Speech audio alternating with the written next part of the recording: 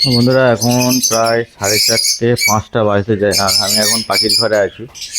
আর আজকের এই বিকেলে আসার কারণ হচ্ছে এই যে জলের বাটিগুলো দেখছো, এই যে জলের বাটিগুলো দেখছো, এই বাটিগুলো সব, এই যা বাটি আছে বাটিগুলো সব বাইরে বার করতে হবে।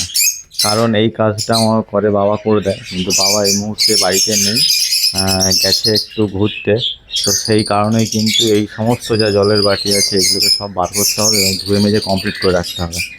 এই জলের বাটি আমি বিকেলেই বার করে রাখা হয়, তার কারণ হচ্ছে কি না, কারণ এই জলের বাটিটা থাকলে এই জলে যে পটি করেছে বা এই যে নোংরাটা ফেলেছে, তো এর ফলে জলটা গন্ধ হয়ে যায়। আর এই জলটা যদি ওরা সকালবেলা উঠে খায় তাহলে কিন্তু পাখি পেটের প্রবলেম আসে।